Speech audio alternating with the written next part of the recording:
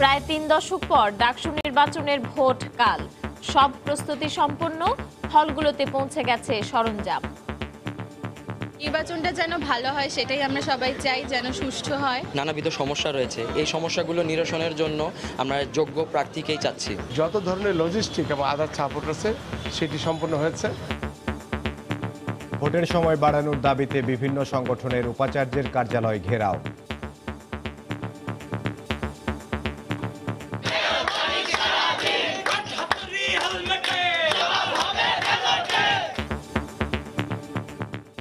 দেখছিলেন প্রধান শিরোনাম, রাতের সময় সঙ্গে আছে আমি ইমদাদুল হক এবং আমি পারমিতা হিম। এবার অন্যান্য শীর্ষ সংবাদ। ৭৮ উপজেলায় ঢিমে তালে ভোট গ্রহণের পর চলছে গণনা, ভোটার উপস্থিতি ছিল কম, বিক্ষিপ্ত ঘটনায় ২৮ কেন্দ্রে ভোট গ্রহণ স্থগিত। বেগম জিয়া রাজি না হওয়ায় নেওয়া যায়নি বঙ্গবন্ধু মেডিকেলে, জানালো কারা কর্তৃপক্ষ। কারাগারে রাখা মানবাধিকার লঙ্ঘন, মন্তব্য ফখরুলের। বিভ্রান্ত না করার আহ্বান সরকারের। অস্বাস্থ্যকর পরিবেশে তৈরি হচ্ছে সস, আচার, বিক্রি হয় দেশি বিদেশি ব্র্যান্ডের নামে। হিমাগারে অভিযানে মিলল পচা মাছ ও মাংস। প্রস্তুতি থাকার পরও বর্ষার আগে রোহিঙ্গাদের ভাষান্তরে স্থানান্তর করা যাচ্ছে না, কিছু এনজিওকে দুষলেন পররাষ্ট্রমন্ত্রী। এবং ইথিওপিয়া থেকে কেনিয়া যাওয়ার পথে বিমান বিধ্বস্ত হয়ে ৩৩ দেশের ১৫৭ আরোহীর মৃত্যু, নিহতদের ৪ জন ভারতীয় নাগরিক।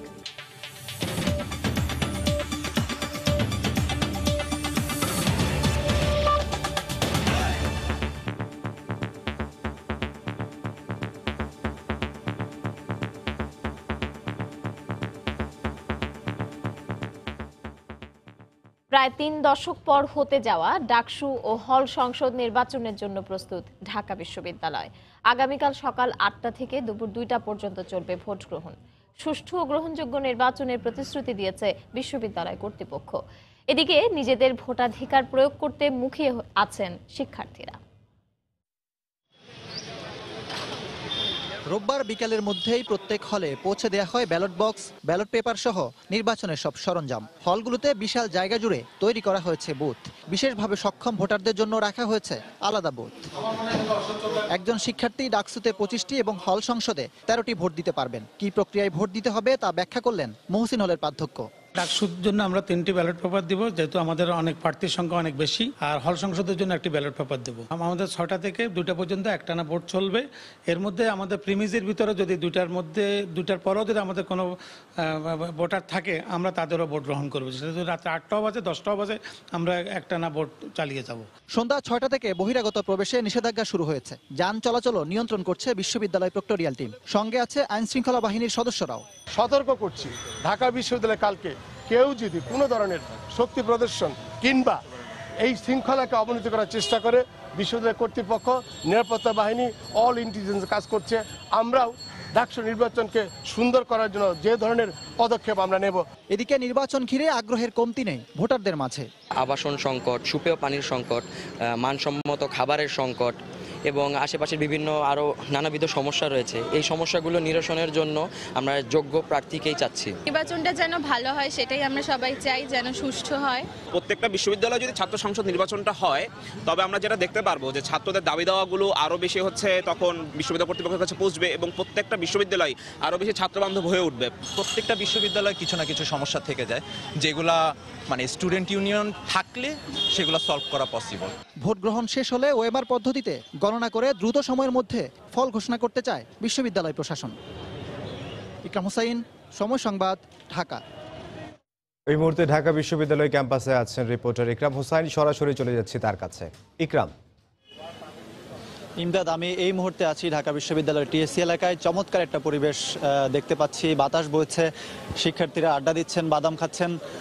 বিশ্ববিদ্যালয়ের যে যানবাহন সেটি ছাড়া বাইরে যে যানবাহন সেটি নিয়ন্ত্রণ করা হচ্ছে, বহিরাগতদের নিয়ন্ত্রণ করা হচ্ছে। ফলে বিশ্ববিদ্যালয়ে এক ধরনের পরিবেশ তৈরি হচ্ছে, নির্বাচনের কিছুটা নীরব পরিবেশ। সেখানে শিক্ষার্থীরাও নিজেদের মতো করে আসলে আড্ডা গল্প দিচ্ছেন। তো নির্বাচনের যে প্রস্তুতি, সেই প্রস্তুতি বিশ্ববিদ্যালয় প্রশাসন সম্পূর্ণ করেছে। আজকে বিকালের মধ্যেই কিন্তু সবগুলো হলের প্রত্যেকটা হলে যেহেতু কেন্দ্র, সবগুলো হলে কিন্তু ব্যালট পেপার এবং ব্যালট বক্স পাঠানো হয়েছে এবং যে বুথ বসানোর কাজ সেটিও কিন্তু আজকে দুপুরের মধ্যে সম্পন্ন হয়েছে। অর্থাৎ বিশ্ববিদ্যালয় প্রশাসন বলছে যে তাদের যে প্রস্তুতি নির্বাচনের জন্য সেটি একেবারে সম্পন্ন হয়েছে। এখন ভোট গ্রহণের জন্য ক্ষণগণনা করতে পারে আসলে সবাই।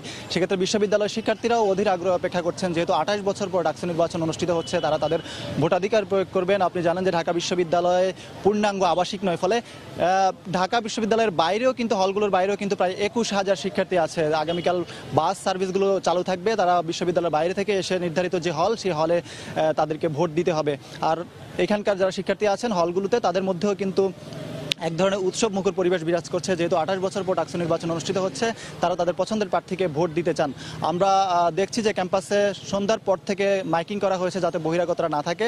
বিশেষ যে 24 ঘন্টার ঢাকা মেট্রোপলিটন পুলিশের, সেটিকে কিন্তু আজকে সন্ধ্যা 6টায় শুরু হয়েছে এবং সেটি আগামী 24 ঘন্টা বলবৎ থাকবে। এর মধ্যে কিন্তু স্টিকারযুক্ত যানবাহন ছাড়া বাকি গাড়িগুলো কিন্তু বিশ্ববিদ্যালয়ে প্রবেশ করতে পারবে না। এছাড়া বহিরাগতদের প্রবেশেও কিন্তু নিষেধাজ্ঞা রয়েছে। বিশ্ববিদ্যালয় প্রশাসন বলছে যে একটা সুষ্ঠু নির্বাচন অনুষ্ঠান আয়োজন করার জন্য তাদের সব প্রস্তুতি রয়েছে এবং তারা চান না যে এই নির্বাচনটি বিতর্কিত হোক। সেজন্য তারা বলছেন যে গ্রহণযোগ্য একটা নির্বাচন অনুষ্ঠানের ক্ষেত্রে, যদিও ছাত্র সংগঠনগুলোর মধ্যে এ নিয়ে মিশ্র প্রতিক্রিয়া আছে, তো সব মিলিয়ে সব পক্ষই আসলে প্রস্তুত ডাকসু নির্বাচনের জন্য। আগামীকাল সকাল 8টায় ভোট গ্রহণ শুরু হবে, সেই পর্যন্ত সবারই অপেক্ষা। তো এই ছিল আমার কাছে সবশেষ। ঢাকা বিশ্ববিদ্যালয় ক্যাম্পাস থেকে আমাদের সাথে যোগ দিয়েছিলেন রিপোর্টার ইকরাম হোসেন, জানাচ্ছিলেন ডাকসু নির্বাচন নিয়ে সবশেষ খবর। এদিকে স্বচ্ছ ব্যালট বাক্স ভোটের সময় বাড়ানো সহ বিভিন্ন দাবিতে উপাচার্যের কার্যালয়ের সামনে বিক্ষোভ করেছে বাম ছাত্রজোট, ছাত্রদল, সাধারণ ছাত্র অধিকার সংরক্ষণ পরিষদ ও স্বতন্ত্র প্রার্থীরা। বিকেলে বিশ্ববিদ্যালয় উপাচার্যের কাছে লিখিত দাবি উত্থাপন করেন ছাত্রলীগ ছাড়া অন্য সব প্রার্থী। পরে সাংবাদিকদের তারা বলেন, নির্বাচনে কারচুপির ষড়যন্ত্র করছে বিশ্ববিদ্যালয় প্রশাসন। সুষ্ঠু ভোট না হলে কঠোর আন্দোলনের হুঁশিয়ারি দেন তারা। এ নিয়ে কথা বলতে রাজি হননি উপাচার্য।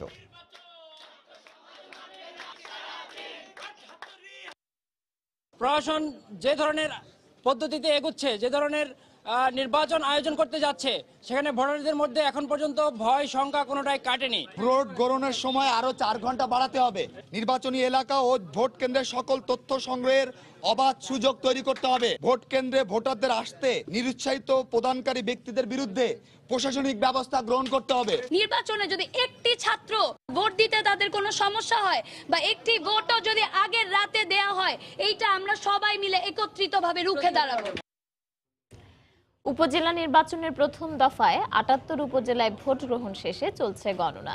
কেন্দ্রভিত্তিক ভোট গণনা শেষে তা পাঠানো হবে ফলাফল ঘোষণা কেন্দ্রে, সেখান থেকে জানানো হবে বেসরকারি ফলাফল। ইতোমধ্যে কিছু কিছু কেন্দ্রের গণনা শেষ হয়েছে। পঞ্চম উপজেলা পরিষদ নির্বাচনে দেশের ৭৮ উপজেলায় ভোট গ্রহণ হয়। ৫,৮৪৭টি কেন্দ্রে ভোটার সংখ্যা ১,৪২,৪৮,৮৫০ জন। কারচুপি ও বিশৃঙ্খলার অভিযোগে ২৮টি কেন্দ্রের ভোট স্থগিত রয়েছে। ৭৮ উপজেলায় চেয়ারম্যান পদে ২০৭ জন, ভাইস চেয়ারম্যান পদে ৩৮৬ জন এবং মহিলা ভাইস চেয়ারম্যান পদে ২৪৯ জন প্রার্থী প্রতিদ্বন্দ্বিতা করেন।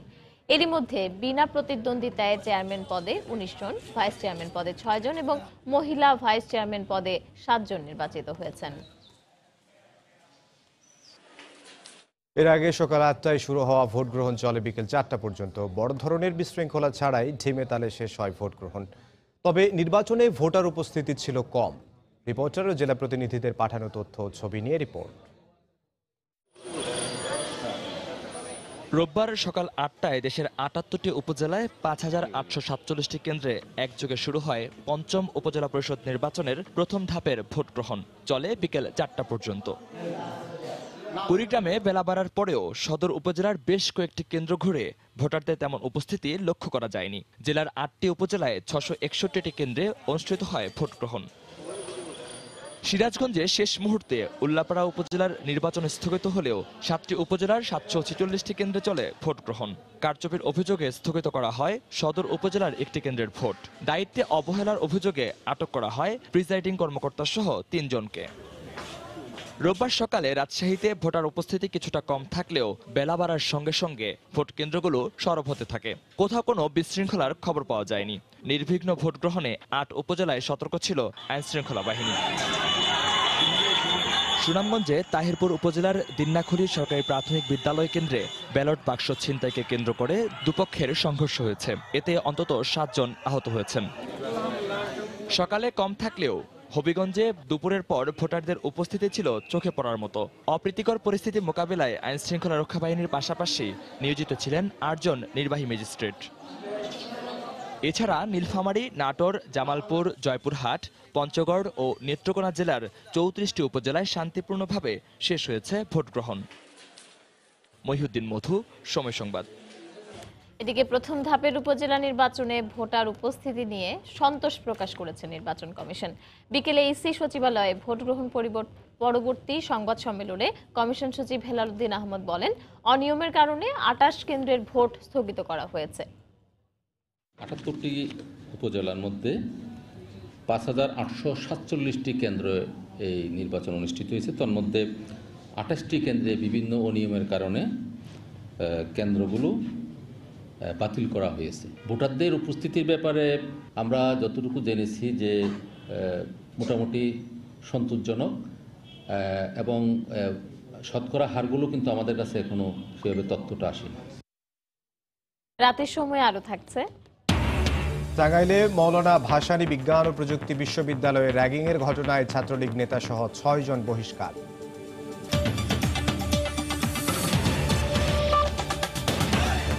BNP chairperson Begum Khaleda Zia Bangabandhu medical বিশ্ববিদ্যালয় হাসপাতালে চিকিৎসা নিতে অনীহা প্রকাশ করায় স্বাস্থ্য পরীক্ষার জন্য আজ তাকে নেওয়া সম্ভব হয়নি। এ তথ্য জানিয়েছেন হাসপাতালের পরিচালক।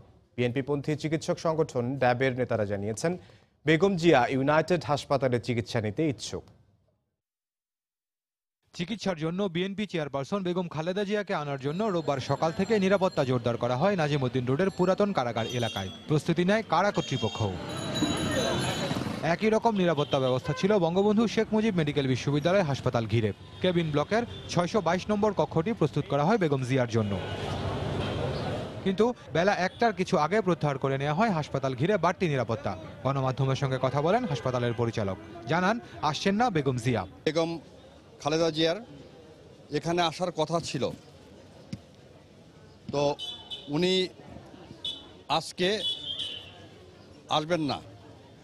আমরা এখানে ওনাকে যে কোনো সময় আসলে সম্পূর্ণ প্রস্তুত আছি ওনাকে চিকিৎসা সেবা দেওয়ার জন্য। তারা বলছেন যে উনি অসুস্থ, আপনাদের বঙ্গবন্ধুতে উনি ভর্তি হবেন, সেই অনুযায়ী আমরা প্রস্তুত ছিলাম, কিন্তু এখন আমাদের কাছে কারা কর্তৃপক্ষ জানিয়েছে যে উনি আজকে আসবেন। বিএনপিপন্থী চিকিৎসক সংগঠন ড্যাবের আহ্বায়ক জানান, বেগম জিয়া খুবই অসুস্থ, তিনি বেসরকারি হাসপাতাল ইউনাইটেডে চিকিৎসা নিতে চান। ওনার যে ইচ্ছা, এবং বেশ কিছুদিন আগে যে বিশেষজ্ঞ টিম গেছিল ডক্টর প্রফেসর AFM সিদ্দিকীর নেতৃত্বে, ওনারাও কিন্তু স্পষ্টভাবে বলছিল যে ওনাকে ইউনাইটেড হাসপাতালে ভর্তি করতে, কারণ ইউনাইটেড হাসপাতালে উনি সবসময় চিকিৎসা নিয়ে থাকেন। উনি বিশেষায়িত একটা হসপিটালে গেলে তার ব্যক্তিগত চিকিৎসকের সাথে বাংলাদেশের সেরা চিকিৎসকদের সমন্বয়ে একটি মেডিকেল বোর্ড, সুন্দর একটি মেডিকেল বোর্ড করে তার মাধ্যমে উনি চিকিৎসা নিতে চাচ্ছেন বলে আমি মনে করছি। গেল সপ্তাহে বেগম জিয়ার সুচিকিৎসার দাবি করে স্বরাষ্ট্রমন্ত্রীর সঙ্গে দেখা করেন বিএনপির মহাসচিব মির্জা ফখরুল ইসলাম আলমগীর সহ দলটির 6 জন নেতা। কারাগারে যাওয়ার পর এর আগেও বিভিন্ন সময় বেগম জিয়াকে বঙ্গবন্ধু শেখ মুজিব মেডিকেলে চিকিৎসা সেবা দেওয়া হয়। খান মোহাম্মদ রুমেল, সময় সংবাদ, ঢাকা। এদিকে বিএনপি মহাসচিব মির্জা ফখরুল ইসলাম আলমগীর জানিয়েছেন, বেগম খালেদা জিয়া অসুস্থ, তিনি সোজা হয়ে বসতে পারছেন না। ঢাকা রিপোর্টার্স ইউনিটিতে সকালে এক অনুষ্ঠানে একথা বলেন তিনি। মির্জা ফখরুল বলেন, অসুস্থ বেগম জিয়াকে কারাগারে রাখা মানবাধিকার লঙ্ঘন।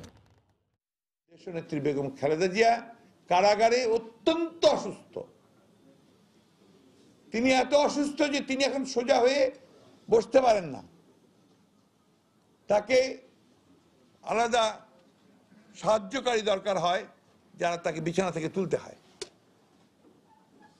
একটা সলিটারি নির্জন একটা কারাগারে তাকে রাখা হয়েছে, যেটা মানব অধিকারের সুস্পষ্ট লঙ্ঘন। বেগম খালেদা জিয়ার চিকিৎসা নিয়ে জনগণকে বিভ্রান্ত না করতে বিএনপি নেতাদের প্রতি আহ্বান জানিয়েছেন তথ্যমন্ত্রী ডক্টর হাসান মাহমুদ। জাতীয় প্রেস ক্লাবে সকালে বঙ্গবন্ধু সাংস্কৃতিক জোটের এক আলোচনা সভায় বক্তব্য রাখেন তিনি। বেগম খালেদা জিয়ার চিকিৎসার বিষয়ে সরকার আন্তরিক বলেও মন্তব্য করেন মন্ত্রী। বহু আগে থেকে তার হাঁটুর ব্যথা, এই হাঁটুর ব্যথা নিয়েই তিনি 2বার প্রধানমন্ত্রীর দায়িত্ব পালন করেছেন, তিনি 2বার বিরোধী দলীয় নেত্রীর দায়িত্ব পালন করেছেন, এবং তিনি বিএনপির মতো একটি দলের চেয়ারপারসনের দায়িত্ব পালন করেছেন। এটি কোনো নতুন অসুখ নয়। এরপরও বেগম খালেদা জিয়ার পরিপূর্ণ সুস্থতার জন্য সরকার অত্যন্ত আন্তরিক। আওয়ামী লীগ সাধারণ সম্পাদক ওবায়দুল কাদেরের শারীরিক অবস্থার আরও উন্নতি হয়েছে। আগামীকাল তাকে আইসিইউ থেকে কেবিনে নেওয়ার সম্ভাবনা রয়েছে। সিঙ্গাপুরে মাউন্ট এলিজাবেথ হাসপাতালে ওবায়দুল কাদেরের চিকিৎসা সমন্বয়ক, বঙ্গবন্ধু শেখ মুজিব মেডিকেল বিশ্ববিদ্যালয়ের পরিচালক এবং নিউরোলজিস্ট অধ্যাপক ডাক্তার আবু নাসির রিজভী সকালে তথ্য জানান। তিনি জানান, ওবায়দুল কাদের চিকিৎসক এবং পরিবারের সদস্যদের সঙ্গে স্বাভাবিক কথা বলছেন। Cardio surgeon doctor Sebastian Kumar Sami এর আগে ওবায়দুল কাদেরের চিকিৎসার সর্বশেষ অগ্রগতি পরিবারের সদস্যদের জানান। এ সময়ে সহধর্মিনী বেগম ইসরাতুন্নেসা কাদের, ছোট ভাই আব্দুল কাদের মির্জা, সিঙ্গাপুরে নিযুক্ত বাংলাদেশের হাইকমিশনার মোস্তাফিজুর রহমান উপস্থিত ছিলেন। জাতীয় পর্যায়ে গৌরবোজ্জ্বল ও কৃতিত্বপূর্ণ অবদানের স্বীকৃতি হিসেবে কথাসাহিত্যিক হাসান আজিজুল হক, চিত্রশিল্পী মর্তজা বশির, মুক্তিযুদ্ধ বিষয়ক মন্ত্রী আকমা মোজাম্মেল হক সহ ১৩ বিশিষ্ট ব্যক্তি ও প্রতিষ্ঠানকে ২০১৯ সালের স্বাধীনতা পুরস্কার পাচ্ছেন। দুপুরে মন্ত্রিপরিষদ বিভাগের সংবাদ বিজ্ঞপ্তিতে স্বাধীনতা পুরস্কারের জন্য মনোনীতদের তালিকা প্রকাশ করা হয়। স্বাধীনতা ও মুক্তিযুদ্ধে অবদানের জন্য শহীদ বুদ্ধিজীবী মোফাজ্জল হায়দার চৌধুরী মরণোত্তর, শহীদ ATM জাফর আলম মরণোত্তর, আব্দুল খালেক মরণোত্তর, অধ্যাপক মোহাম্মদ খালেদ মরণোত্তর, ইঞ্জিনিয়ার মোশাররফ হোসেন, ডাক্তার কাজী মিসবাহুন নাহার, চিকিৎসায় brigadier general doctor Nurun Nahar Fatema Begum, সমাজসেবায় ডক্টর কাজী খলিকুজ্জামান আহমদ, গবেষণা ও প্রশিক্ষণে অধ্যাপক ডক্টর হাসিনা খান, বিজ্ঞান ও প্রযুক্তিতে বাংলাদেশ পরমাণু কৃষি গবেষণা ইনস্টিটিউট এ পুরস্কার পাচ্ছে। আগামী ২৫ মার্চ প্রধানমন্ত্রী এ পদক তুলে দিবেন।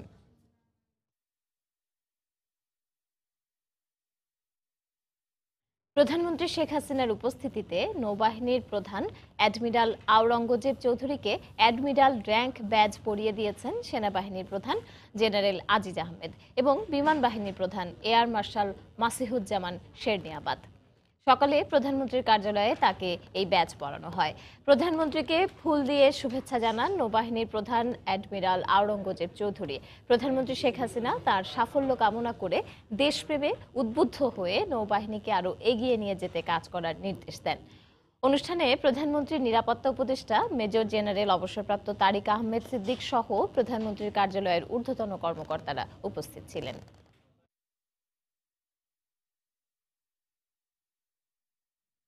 রাতের সময় আরো থাকছে। ১১ এপ্রিল থেকে ৭ ধাপে হবে ভারতের লোকসভা নির্বাচন। প্রথম ধাপেই পশ্চিমবঙ্গে ভোট, গণনা ২৩ মে।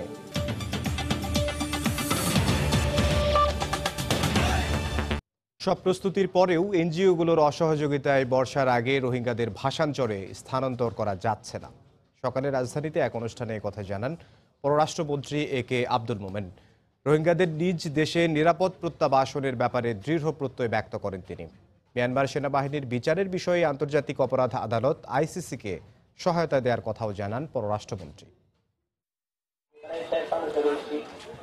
মিয়ানমার সেনাবাহিনীর নির্যাতনের মুখে বাংলাদেশে পালিয়ে আসা ১০ লাখেরও বেশি রোহিঙ্গা বর্তমানে বসবাস করছে কক্সবাজারের ৩০টি ক্যাম্পে। এতে স্বাস্থ্য ও পরিবেশগত ঝুঁকি সহ সৃষ্টি হচ্ছে নানা সমস্যার।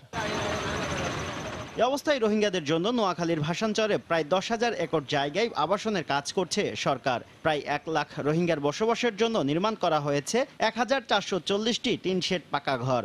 চরকে ঝড় ও জলোচ্ছ্বাস থেকে নিরাপদে রাখতে নির্মাণ করা হয়েছে ১৪ কিলোমিটার বেড়ি বাঁধ ও ৪ তলা বিশিষ্ট ১২০টি ঘূর্ণিঝড় আশ্রয় কেন্দ্র। তবে সব প্রস্তুতির পরও এনজিওগুলোর অসহযোগিতার কারণে রোহিঙ্গাদের স্থানান্তরের বিষয়টি এখনো অনিশ্চিত বলে জানান পররাষ্ট্রমন্ত্রী। আমরা চেষ্টা করছি তাড়াতাড়ি ভাসানচরের কাজটা শেষ করতে, এবং শেষ করলে পরে আমাদের বিশ্বাস এই বৃষ্টির আগে যদি ১ লক্ষ যায় তাহলে তারা যারা যাবে এরা শান্তিতে থাকবে। বহু এনজিও বলছে যে ওখানে তোমরা যেও, স্থায়ীভাবে না, তাদের সেইখানে আমরা টেম্পোরারি যতদিন এখানে আছে তারা কিছু কাজকর্ম করুক।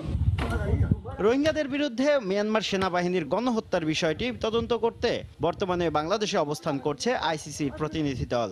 মন্ত্রী বলছেন, বিচার নিশ্চিতে ICC-কে সহযোগিতা করবে বাংলাদেশ। OIC আপনার একটা রেজলিউশন অ্যাডপ্ট করে মায়ানমারের পারসিকিউশন হয়েছে, এর উপরে একটা আপনার ICC ইনভেস্টিগেশন হবে। তারা ফ্যাক্ট ফাইন্ডিং করবেন আসলে কি হয়েছে, তখন কোর্ট একটা জাজমেন্ট দিবে, দিলে পরে একটা প্রেশার ক্রিয়েট হবে। সরকার বলছে ভাষাঞ্চলে স্থানান্তরিত রোহিঙ্গাদের মাছ ধরা সহ বিভিন্ন অর্থনৈতিক কর্মকাণ্ডে সম্পৃক্ত করতে পারলে কমবে নিরাপত্তা ঝুঁকি। শুভ খান, সময় সংবাদ, ঢাকা। অস্বাস্থ্যকর পরিবেশে তৈরি হচ্ছে বিভিন্ন ধরনের সস, আচার। দেশি বিদেশি ব্র্যান্ডের নামে তা বিক্রি করা হয় বাজারে। রাজধানীর পুরান ঢাকায় নিরাপদ খাদ্য কর্তৃপক্ষের অভিযানে এমন অনিয়ম ধরা পড়েছে। এদিকে মেয়াদ উত্তীর্ণ মাছ মাংস হিমাগারে সংরক্ষণ করায় রাজধানীর কদমতলীতে দুটি প্রতিষ্ঠানকে 50 লাখ টাকা জরিমানা করেছে র্যাবের ভ্রাম্যমাণ আদালত। নোংরা ঘিঞ্জি এই পরিবেশেই পুরান ঢাকার চাংখারপুলে তৈরি হচ্ছে মুখরোচক নানা ধরনের আচার। আম, জলপাই ড্রামে ভরে সংরক্ষণ করা হচ্ছে, যার ভিতরে রয়েছে ব্যাঙ, তেলাপোকা, টিকটিকি। আর সসের জন্য টমেটো ভর্তি ড্রামগুলো পোকায় ভরা, বের হচ্ছে দুর্গন্ধ, রয়েছে মধুও। পাশের একটি ভবনে এই সব পণ্যের বোতলের গায়ে দেশি বিদেশি কোম্পানির স্টিকার লাগানো হচ্ছে। জেলি, আচার, আপনার টেস্টি সস, আপনার ওয়াস্টারি সস, মানে কি কুমিন, অনেক ধরনের আইটেম আছে। আইটেম তো ওরা আমাদের যা বলে আমরা তা তৈরি করে দিই। অনুমোদনহীন খাবার তৈরি ও প্রতারণার দায়ে এই প্রতিষ্ঠানের মালিককে 6 লাখ টাকা জরিমানা করেন ভ্রাম্যমাণ আদালত। ক্ষতিকর প্রক্রিয়া তার খাদ্য দ্রব্য উৎপাদন করছেন এবং জনগণের সাথে প্রতারণা করছেন, এই দুইটি বিষয় আমরা আমল নিয়ে 2 ধারায় আমরা 6 লাখ টাকা জরিমানা করেছি এবং অনাদায় কারাদণ্ডের বিধান রয়েছে এখানে। এছাড়াও দুপুর 12টার দিকে রাজধানীর কদমতলী এলাকায় এসবি গ্রুপের কোল্ড স্টোরেজে অভিযান করে র্যাবের ভ্রাম্যমাণ আদালত। এ সময় আমদানি নিষিদ্ধ মহিষের মাংস ও নষ্ট হয়ে যাওয়া কলিজা এবং বিভিন্ন রকমের মাছ সংরক্ষণের অভিযোগ ওঠে প্রতিষ্ঠানের বিরুদ্ধে। জরিমানা করা হয় 50 লাখ টাকা। 600 মনের মতো মাছ ও মাংস পাওয়া গিয়েছে, যেগুলো মেয়াদ উত্তীর্ণ হয়ে গেছে। হিমাগারে খাদ্যপণ্য রয়েছে, একই সাথে তারা কিন্তু আপনার পেস্টিসাইড প্যাকেজিং করতেছে, এইটা কোনোভাবেই করতে পারে না। তো এই জন্য এখানে পেস্টিসাইড ইউনিটটা রয়েছে, সেটাকে আমরা বন্ধ করে দিচ্ছি। ভেজাল খাবার ও পণ্য সংরক্ষণের বিরুদ্ধে এ ধরনের অভিযান অব্যাহত থাকবে বলে জানায় র্যাব ও খাদ্য অধিদপ্তর। শফিক মোহাম্মদ, সময় সংবাদ, ঢাকা। টাঙ্গাইলে মৌলানা ভাসানী বিজ্ঞান ও প্রযুক্তি বিশ্ববিদ্যালয়ে র্যাগিংয়ের ঘটনায় ছাত্রলীগ নেতা সহ 6 জনকে বহিষ্কার করেছে বিশ্ববিদ্যালয় কর্তৃপক্ষ। সকালে ভুক্তভোগী শিক্ষার্থীদের ব্যানারে ক্যাম্পাসে বিক্ষোভ মিছিল বের করা হয়। বিভিন্ন সড়ক ঘুরে প্রশাসনিক ভবনের সামনে গিয়ে অবস্থান নেন শিক্ষার্থীরা। তাদের অভিযোগ, বিশ্ববিদ্যালয় ছাত্রলীগের সাংগঠনিক সম্পাদক সায়েম ও তার সহযোগীরা বিভিন্ন সময় ছাত্রদের শারীরিক ও মানসিকভাবে লাঞ্ছিত করে। সবশেষ গত শুক্রবার রাতে বিএমবি ব্যাচের 3 ছাত্রকে রুম থেকে ডেকে নিয়ে বেধড়ক পিটিয়ে এক ছাত্রের হাত ভেঙে দেওয়ার অভিযোগ করে তারা। এ অবস্থায় অভিযুক্ত সায়েম সহ তার সহযোগীদের আজীবন বহিষ্কারের দাবিতে বিশ্ববিদ্যালয় কর্তৃপক্ষের কাছে লিখিত অভিযোগ দেন সাধারণ শিক্ষার্থীরা। তদন্ত করে প্রয়োজনে ব্যবস্থা নেয়ার আশ্বাসের পর সন্ধ্যায় 6 জনকে বহিষ্কার করে প্রশাসন। এ পর্যায়ে শীর্ষ সংবাদ জানিয়ে দিচ্ছে আরেকবার। প্রায় 3 দশক পর ডাকসু নির্বাচনের ভোট কাল, সব প্রস্তুতি সম্পন্ন। ভোটের সময় বাড়ানোর দাবিতে বিভিন্ন সংগঠনের উপাচার্যের কার্যালয় ঘেরাও। ৭৮টি উপজেলায় ঝিমেতালে ভোট গ্রহণের পর চলছে গণনা। ভোটার উপস্থিতি ছিল কম। বিক্ষিপ্ত ঘটনায় 28 কেন্দ্রে ভোট গ্রহণ স্থগিত। বেগম জিয়া রাজি না হওয়ায় নেওয়া যায়নি বঙ্গবন্ধু মেডিকেলে, জানালো কারা কর্তৃপক্ষ। কারাগারে রাখা মানবাধিকার লঙ্ঘন, মন্তব্য ফখরুলের।